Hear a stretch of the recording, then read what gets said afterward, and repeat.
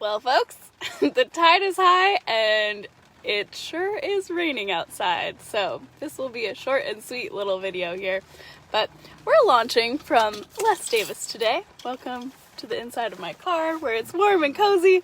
We're gonna get some supplies and head on out in this lovely salmon weather, one might say. For those of you who are thinking, this rain, which is me, I'm thinking that. It's okay because we can take pleasure knowing that this is happy salmon weather. I'm just grabbing some supplies out of the back of the car and I'm gonna flip you around because even though it's kind of gross out, all this rain is helping to fill the creeks and streams that salmon returning in the fall are gonna come back to. And so welcome to the Les Davis Marine Pier. You might remember some live dives we've done from this dive site, which makes this one of the reasons why we sample this area, because we know people play in this water, myself included, right? I want to know that when I put my face under the sea, I'm not swimming in poo, because that's just gross. So welcome everybody. If you don't mind letting me know where you're watching from, I think that's fun for me to have in mind. Can imagine I'm somewhere sunny and warm, or maybe commiserate with you if you're also somewhere in the Pacific Northwest in this delightful rain.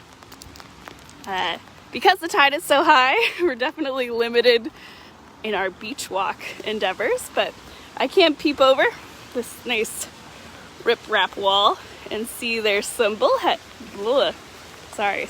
kelp. Those little blobs without fronds.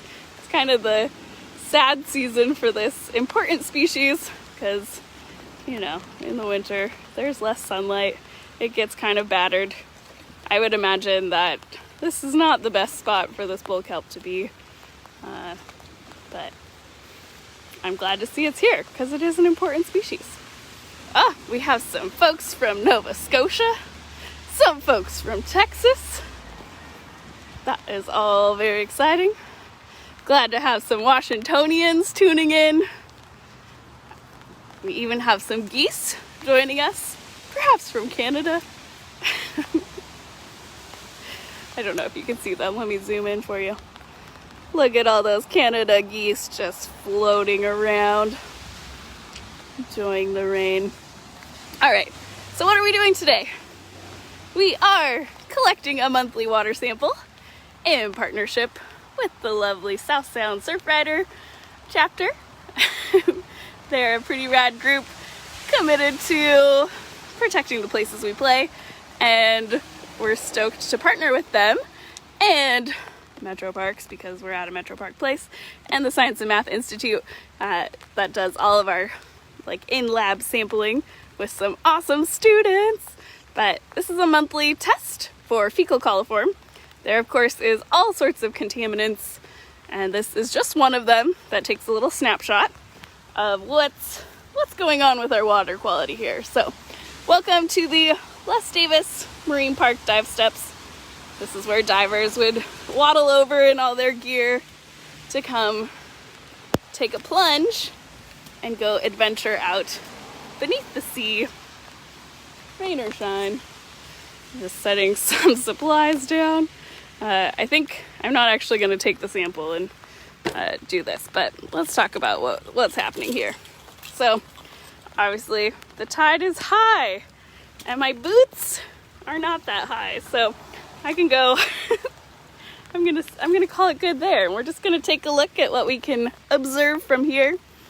Again, those nice Canada geese. Some more little bull kelp bulbs floating above the surface. Some boats, some rainy haze, probably some traffic noise. It is not a super cold day here, which is nice.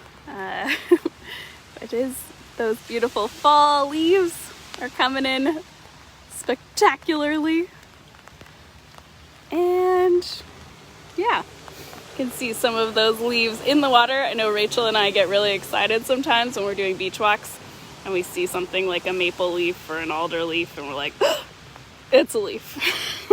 So, yeah, I'm noticing a lot of barnacles on this beautiful chunk of driftwood here. This nice log serves as structure for an animal that stays put. These are some pretty big barnacles, so we know they've been around for at least a good while. And part of the reason that we're out here sampling, rain or shine, is that animals like these barnacles are filter feeders. And so they are basically eating whatever's in the water. Ideally, that's the delicious plankton and things that give them good energy. But unfortunately, what hits the ground hits the sound. And all this lovely rain, trying to like, rain, is picking up contaminants and taking them from the upland zone into the Puget Sound through things like storm drains.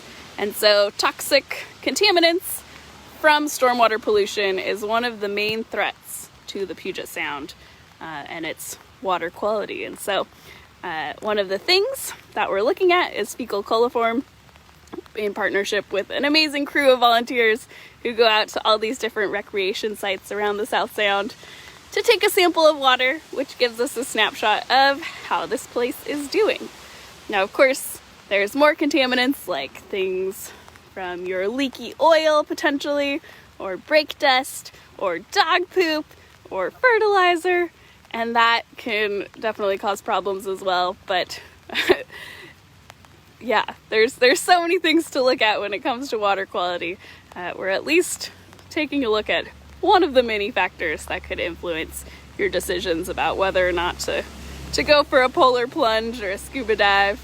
And fecal coliform definitely impacts human health a lot, and so that's a contaminant of interest that we team up with these lovely volunteers through Surfrider to do. Haha! We're back! Sorry, I'm guessing the rain has something to do with connectivity issues, so sorry about losing you there on that other live stream. We are again here at Les Davis doing water samples, so if you're curious what we're up to, I would recommend going back to that last video. I just wanted to swoop around and actually conclude in a way, perhaps with this lovely Canada goose here. The exciting adventures of field times in the rain with digital technology. You kind of never know what you're gonna get. So again, sorry that our live feed cut out on our first go around, but we're back collecting a water sample here at Les Davis in Tacoma, Washington for the Blue Water Task Force, which is a community science event that we do once a month in the wintertime to check for fecal coliform. So cheers to all the fabulous volunteers braving the rain and the inclement high tide to get a sample so that we can take it back to the Science and Math Institute and have it analyzed.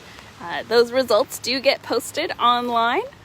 I know I'm working on getting the login information so we can post last month's event information, but I should have that all squared away for this month and update you for last month, and then that's kind of a cool resource. So if you're one of these lovely humans who likes to play in the Puget Sound all year round, that is a way for you to do a little check-in to make sure that the water you're swimming in at least was safe in this moment of time. Granted, we can't guarantee that there wasn't some sort of septic spill or anything between our sampling and the results, but it at least can give you kind of a pattern, and you can analyze those trends to be like, all right, this site hasn't had that happen in a nice long while, so perhaps it's safe for me to go swim.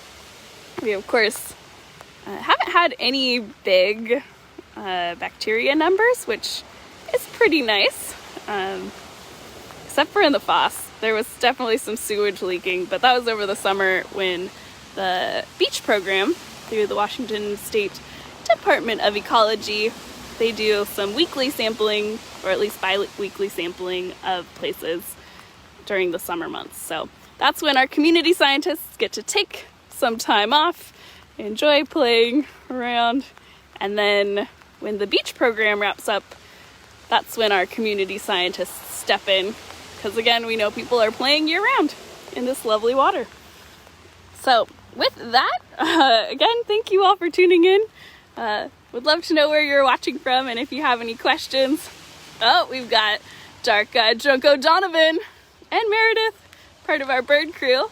It's definitely, I would say the fall certainly kicks off our community science season. We have some exciting events taking place this week even, from our Puget Sound Seabird Survey, which happens on the first Saturday of the month, where we look at seabirds on the Purdy Sandspit. That is another incredible community science endeavor, where we have, or at least the, the Seattle Audubon Society coordinates folks all around the Puget Sound, even in the San Juan Islands. And the first Saturday of the month, during a daytime high tide, people go out and look at birds, and so you get this incredible sound-wide snapshot of the bird species that are migrating in for the winter. And last month we saw some lovely mergansers, lots of cormorants. We hadn't seen the flock of 800 surf scoters yet, so maybe November is our month. And I'm hoping for some less rainy weather on that front. So if you'd like to join for that, definitely shoot me an email. I know Meredith and Donovan got to come play, and that was lovely to have them out and about looking at birds. So we definitely want to include people in our outdoor events, which unfortunately we had to cancel our Pier into the Night live event happening this Saturday also, because our camera is down. So yay, those tech issues. But you can tune into a live dive. We'll put a fun video together for you to actually see what's underneath the Salish scene here. And then finally, there's one more community science event I'd like to mention, and that is the Mussel Watch program.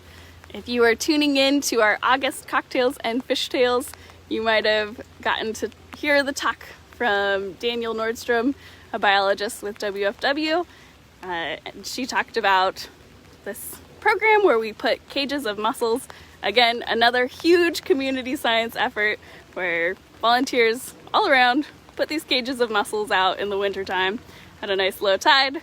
Those mussels will do the filter feeding, a lot like these barnacles, hopefully not dining on things that are toxic pollutants, but if they are, they get analyzed for those contaminants, and that helps give this snapshot of water quality in the sound as well. So it's kind of cool that there's so many different ways to test water quality, whether it's through things like the Blue Water Task Force or Mussel Watch, as well as, I don't know, I'm sure there's lots of other water quality programs out there. So with that, it's rainy. I'm gonna get these samples to the lab. I appreciate all of you tuning in. We hope to see you in person for some salmon walks happening this month. I know Rachel and I will both be doing those. We'll meet at Austin Estuary Park, kind of by that picnic table, and then we'll head out and look for some salmon. So rain or shine, we'll be out there. Remember again, if it's raining, it's happy salmon weather, which is a nice way to reframe kind of the dreariness that might come with some soggy weather, such as what's happening right now. So with that, good to see you all, kind of virtually. See your little names popping up in the comments at least. And we'll hopefully see you in person at a Harbor Wild Watch event soon. Cheers!